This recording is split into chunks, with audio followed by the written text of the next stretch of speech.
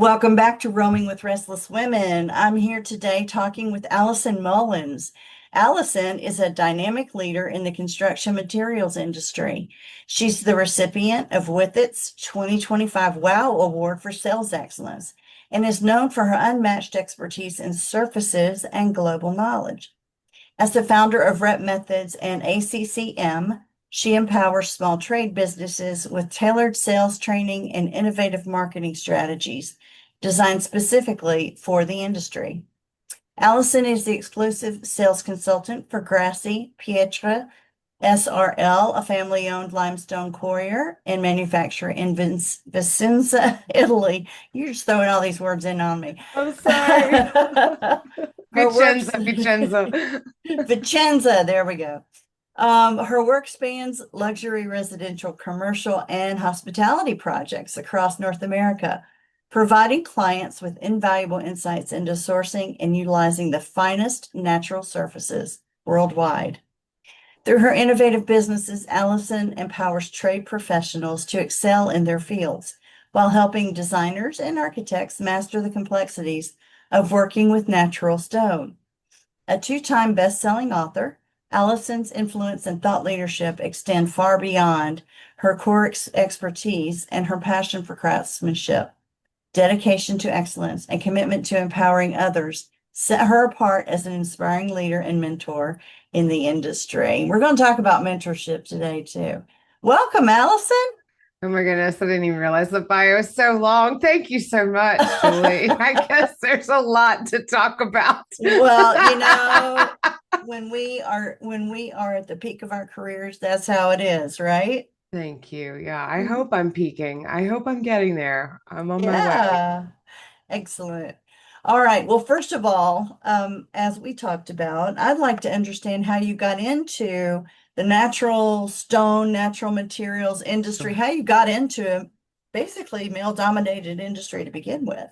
I know it's kind of crazy. I actually started out, I remember going to college and not knowing what the heck I wanted to do. And Yeah. I'm sure that's the story for everybody. And I started in textiles. I fell in love with materials. And I had a love for like testing when I was in college. And so I actually went up to New York City, tried my hand in the fashion industry for about 5 years. And in that time, I learned a lot about sourcing and product development because I wasn't on the design side. I was definitely on the back end of the business. So when I realized that cubicle life was not for me, that was big. That was a big life transition and understanding and I didn't know, I Mhm. loved selling from a very early age, and I've had little sales jobs, all along my lifetime, already, even, going into college and out of in New York City. So I ended up in an apparel shop because it was 2008. The building industry surprisingly was in the pits in Oh, 2008 because of the economic crashes. And right. long story short, I stayed there for a while, worked on merchandising, more personal shopping, and Mhm. this is sales. And then I found surfaces in 2010. I got hired by a company in Spain. I had no idea of what the kitchen and bath industry was like, Oh, or yeah. remodeling, I knew sales. And so that was the start, 2010, so literally 15 years ago. And from there, I grew very quickly. I stayed with that first company for 6 years, and then I got an opportunity to go work in Italy. A company, a big luxury brand, high end Mhm. producer of natural stone, offered me a position working on basically from Montreal to Miami, plus a few other areas, East Coast. And they took us over to Verona and trained me and three other people. So there was four of us total in the United States. And it was huge leap in the career. I got trained by the best stone people in the world, so Wow. much knowledge. And over the course of 4 years, that really developed a lot of my A&D work, being able to expand market knowledge because every little sector in North America is different. Mexico, Canada, United States. So just refined a lot of my cold calling skills, Mm. being able to hunt FBI and target marketing go hand in hand, researching clients and sales pitches on the fly. In some cases, people don't even know who you are, never seen you before, don't know anything. So you got to just refine those approaches, and that was a monumental 4 years of my life for sure. And I still lacked confidence. No. Believe it. Yes. Wow. So when I left during COVID, because COVID, of course, changed everybody's lives. In 2020, it got real questionable. Working in Italy was just hard. We didn't get paid for many, many months. Things were closed and shut down. And so I actually left and went to work for a customer of ours in New Orleans and helped a branch here in Virginia, and took my career again to another level by uh, being empowered by the owner of that company. She was a woman and she knew my skill set, and she gave me a lot of trust and free reign to start building what ended up being like a personal shopping business for the stone industry. So behind me, that young lady, she's younger than me and president of a huge corporation, Katie Jensen. She empowered me to go to Brazil, take clients to Italy, personal shopping experience in building containers. And so for this small branch in Richmond, Virginia, I took the branch from about they were about 10 million annual revenue, 8 million annual revenue when I joined. And then I added, by the time I left, an additional 14 million annual revenue to that branch location, and really So transformed. more than doubled. More than doubled. So That's amazing. yeah, the manager at the time, I think he said I increased sales 64% overall in 2.5 years. And it that was the confidence booster that I needed to know that I was Yeah. actually good at this. Yeah, I guess so. I might have something here. So then I was constantly being asked to help others. I was training younger salespeople in that time period in other branches and locations, and it sparked an interest in me based on the request I was getting from my customers. How could I take this knowledge and pass it on to younger generations? And Rep Methods was born in 2023, so it's still a very young company. ACCM, on the contrary, has been around since 2016, and I've always had like my hands in lots of marketing elements and creative, and I build websites and just a little talent there on the side. And the brand development, business development strategies, brand strategies, I keep that on the ACCM side, and my contracts for Grassi Pietri. So Maria Vittoria Grassi, she's also, I work for a woman. I mean, it's really cool. The male dominated industry, we women, we Yeah. find each other. And Maria Vittoria and I met in 2017 thanks to the Natural Stone Institute and our Women in Stone program. And oh my gosh, she is such a gift to my life. And I am so happy to work for her small family business and help her grow in the United States. And that partnership began really, so it was 2022, Rep Methods. 2023, I started also working with Grassi, and on a part-time basis. And she's a client, but she feels like a business partner a lot of the time. And we work very, very well together. And I stay connected to Stone at the same time that I'm helping small businesses with their sales training needs. So long story, Wow. Julie. Hey, we all have a long story when we're at the peak of our careers. That's amazing. So, how did you find beginning work in this industry? Were you Well, uh was it easy? Was it just it landed in my people just lap. expected? No, well, I think gifts from God. I mean, I hate to Yeah. put a little spiritual take on it, No, but you're fine. Yeah. I do think things get floated in front of us, that our spiritual universe places us in the right places and times, and we're not always open to seeing those. But Right. at the time in the apparel shop, I was really struggling with being in the box again. It Yeah. wasn't a cubicle, it was a little bit bigger box, right? And it was mentally challenging for me. I love being on my own and outside, and I love that every day is different. I didn't know Yes. I loved that stuff. I didn't know that being outside of the box, so to speak, was the way that I could thrive. So finding that company at the time, I was searching for promotional marketing services, and this was on Craigslist, Julie, like, No. so finding a job in 2000, I was started my search in 2008, 2009, but there were no hmm jobs. It was really Oh, yeah, it difficult. was a tough time. Tough, tough time. But as I started to learn a little bit more, so I hope that answers your question. For me, it was just still yearning for, so, and I didn't know about outside sales. I really didn't know, but I had seen these Yeah. reps come into the apparel shop, and I had seen Uh-huh. these mobile people who could just like move about the cabin, and I thought that was really cool and interesting. So for me, I think it was just continuing to know that I'm not done. I'm not finished looking. I'm not finished. I haven't settled on a career path yet. I'm just still kind of floating out in the wind. And I was 27 years old. Well, and I think that that's beautiful. So how do you transform though?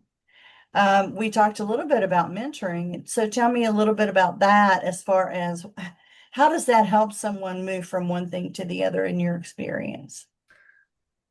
Well, this year was the first year I ran a mentorship committee. Hmm I co-chaired for the women in the floor covering industry. We call it Wi-Fi for short. And a friend of mine in Tennessee, Jennifer, we both, co-chaired this committee, and it's the third year I've been involved. So I've talked to a lot of women in that mentorship program, and it became clear simply from the volunteer work, because getting to know the women, getting to know the candidates who are repairing, who are rematching, I found that women who had tons of experience lacked confidence in helping another person, didn't actually Mm. believe that they could mentor someone else, and so this year was great as a leader on that role, and of course matchmaking.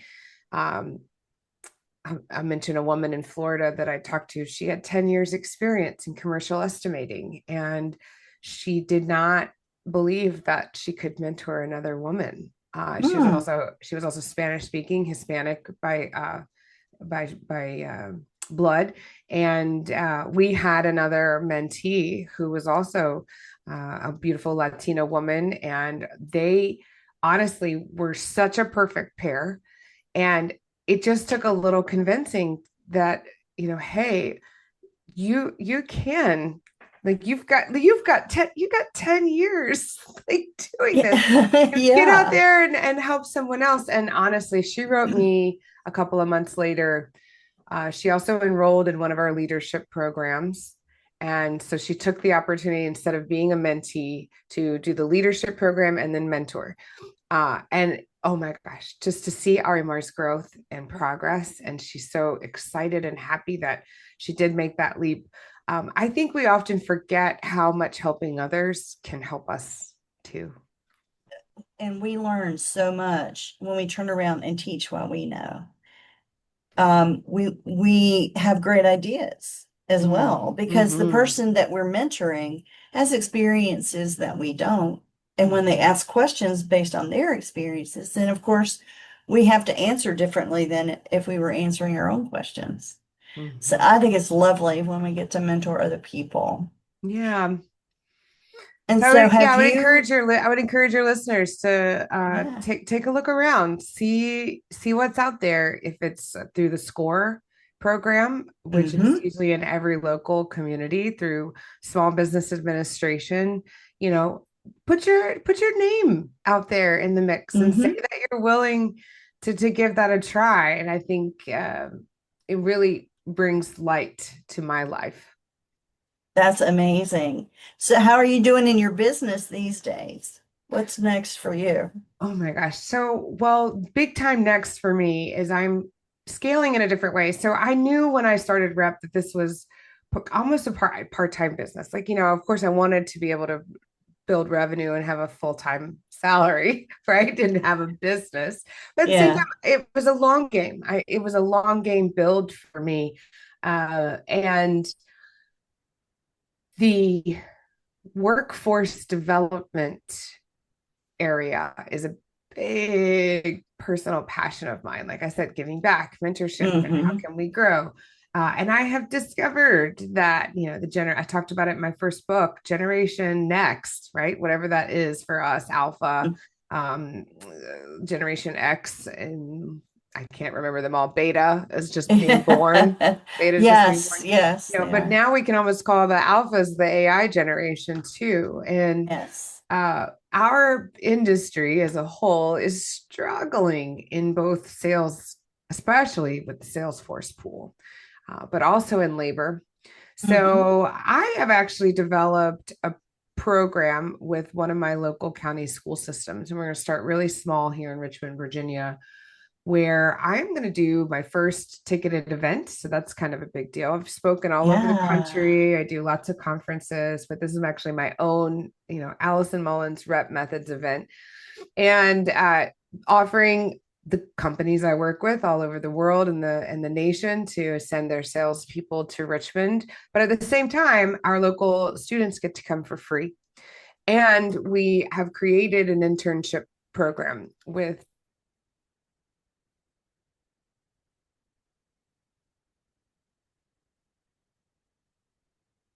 Uh-oh.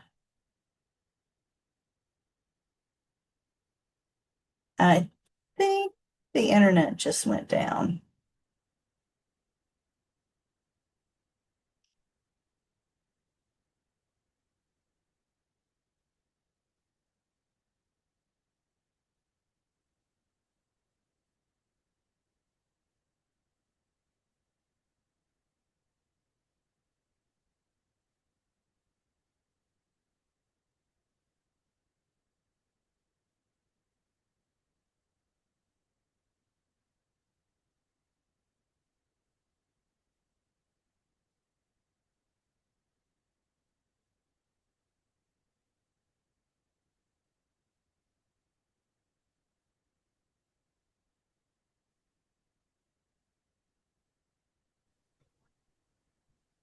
there she is. Yeah, I don't know what happened. Whoever's side, it's fine. I'll edit all of that out. Where do you think we stopped? You were saying that you have an Yeah. internship. Okay. So Yeah, I'll back up a little bit that's and good. Yeah, try to brief it too. I'm sorry I get wordy. you're fine. That's why I have an editor. Okay, let me back up. Okay, Julie. So next steps for me, as workforce development is a passion of mine. I've developed a summit here in my local community with in Richmond, Virginia. It's going to be called the Order Maker Sales Summit. And September 13th, we are rolling out an internship program for the local school system to be able to place future salespeople, administration, showroom sales, outside sales, also fabrication shop and some labor internships as well. But construction material companies will be able to participate from a national perspective. Really, a lot of them may have branches here and offer these internships. The big deal is I'm going to do this fall will be the first. We'll repeat it in May of 2026. We're going to do it twice a year. And really, I want to get my feet under me with my local county, really work on that internship program and get it repeatable. I'm going to be talking about it at a few national trade events. I've already scheduled some talks in January with my local.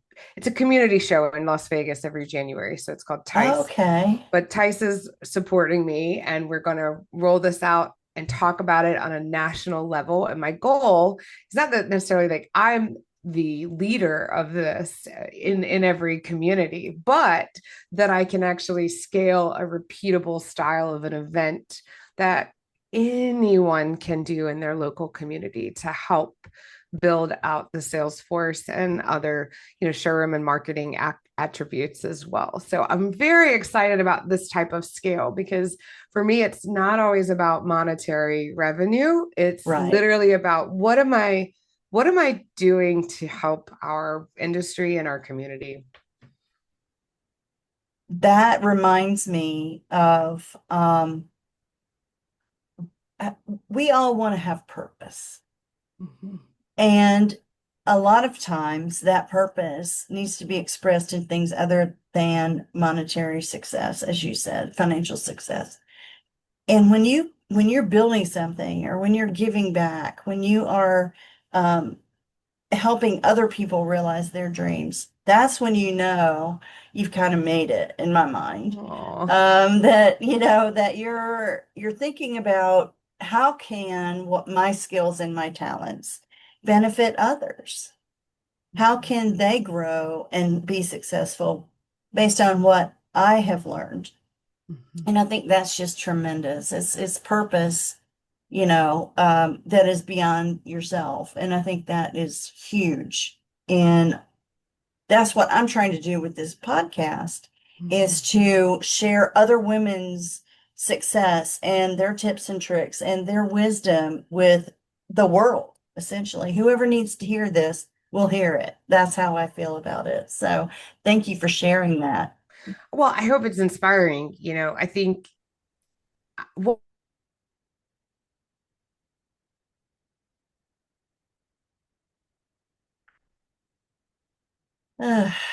Here we go again with the internet.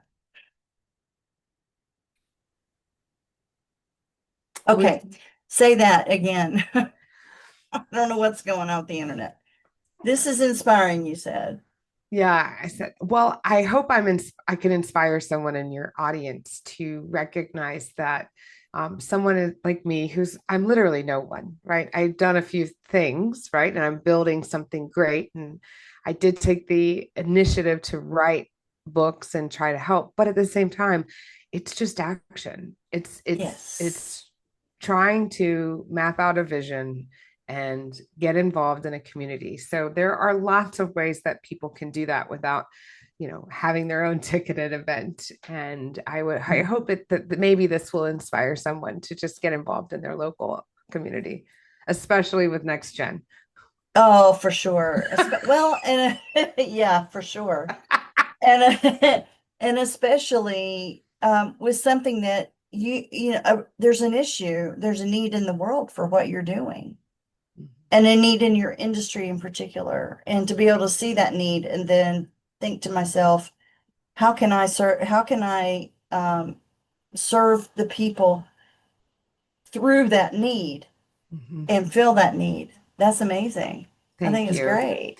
Yeah, I've definitely found my home in the stone industry. I Yeah. love our community. I love the women in my community. I've been a part of Women in Stone since 2016, 2017. So gosh, coming up Mm, 8 years, and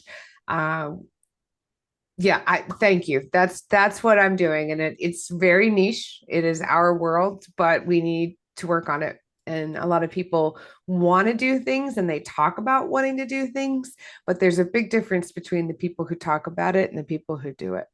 absolutely. And I'm glad you're doing it. Thank you. All right. Before I get into the final three questions of our episode, I wanted to ask if you have any words of wisdom you'd like to share with the next generation coming up.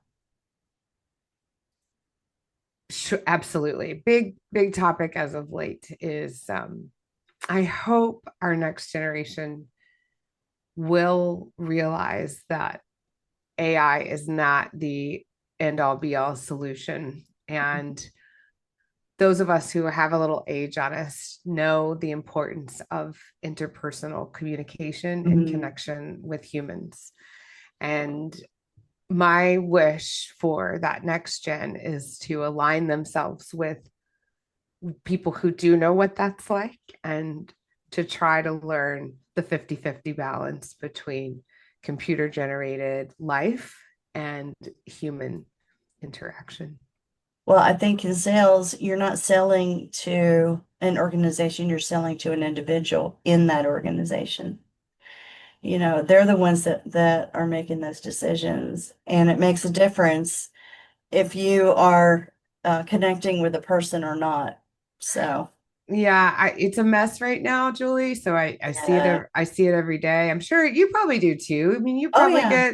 you're getting the bot ads and you're getting the random emails and the spam and the pointless communication with Mhm. no purpose, no message, no ask, Right. no human.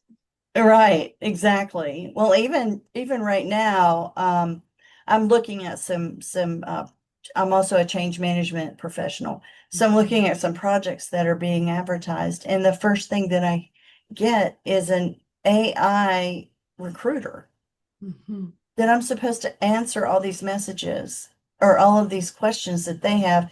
I'm like, I don't want to talk to a bot about my Exactly. experience in my life. You're missing 90% of me Mhm. if all you're hearing is the words that I'm saying about my skills. But anyway, that's the way we're going. But hopefully it will be I think you're less going to see. I think you're sexy. going to see in sales. I know we're going to see a bounce back. I I think so been too. big talk about this lately. There's we're going to need like the really good, actually old fashioned knock on the door type of people. Right. That is not going anywhere. Mark my words today. Like the AI stuff is amazing. I use it every day myself. It is a tool, especially as an entrepreneur. It helps me tremendously. However, it doesn't replace that connection we have as humans. Yeah, those relationships are so incredibly important. The storytelling, like the real Yes. storytelling. Yeah, the can in context. Yes, Yes. absolutely. Yes. Oh, I love it. Okay, so the first question that I have that I ask everyone, if you could close your eyes, in your mind's eye, describe what you see when I say the words wise woman. My grandmother. Describe her. So actually, I love both my grandmothers, but grandmother Mullins, I see a stoic, tall woman standing still, and she is just standing and she's not speaking. She's just got a presence. Mm, And knowing what I know about this woman she was born in 1908, I think. She's, mm-hmm, of course, long past now, but she raised six children during the Depression. And she ended up with a alcoholic, abusive coal miner husband who uh, was a terrible human being at the end of his life. He wasn't mm, always, but he was at some point. And she raised those kids and got them on their careers, and everybody made it out. Um, they didn't have running water. She ran a general store for the railroad, and I can't even imagine all the things that she saw and the people that she met. But she had a stoicism about her and a presence without speaking. mm-hmm. That's That's what I'm thinking beautiful. about. That's beautiful.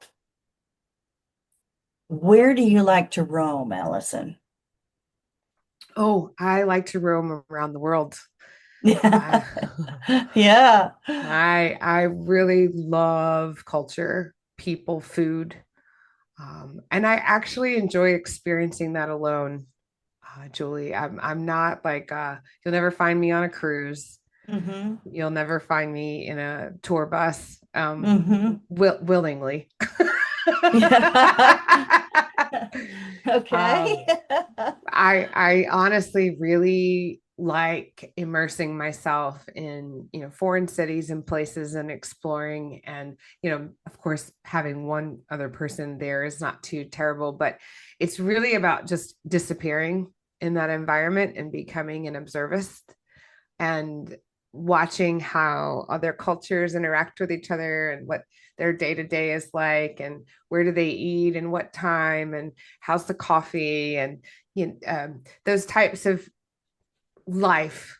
Watching other people live is like where I like to roam. Oh, that's beautiful. And what makes you restless in a good way?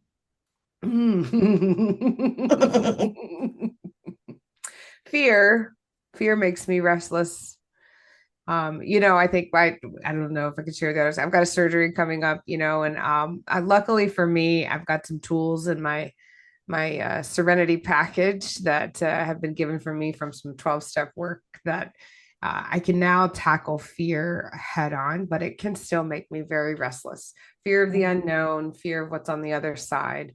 And so I'm trying to learn always, every day, to tame the restless spirit with guidance from the universe.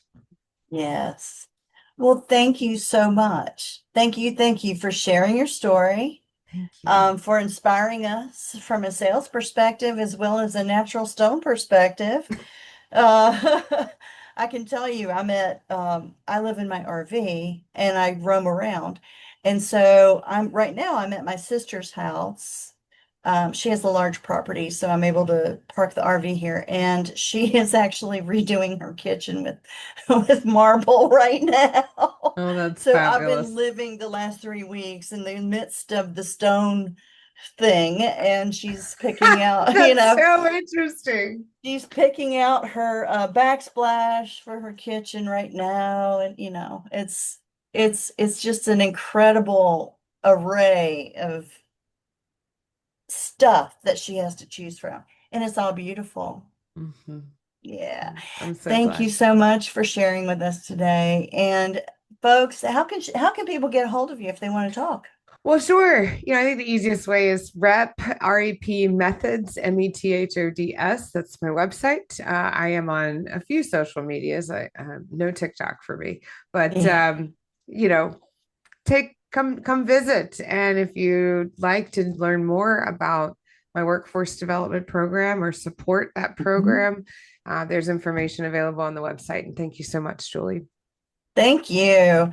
All right, folks, you know where to go to check out Rep Methods and learn more about Allison and her journey. We'll talk to you soon. Thank you. Julie Noonan here. Thank you so much for listening to Roaming with Restless Women. If you're a successful senior woman leader who would like to be on this program, please visit podcast.intuitivewisdomcoach.com. If you enjoyed this interview, please share this episode on social media and make sure to subscribe so you don't miss any future episodes. Your thumbs ups and reviews go a long way.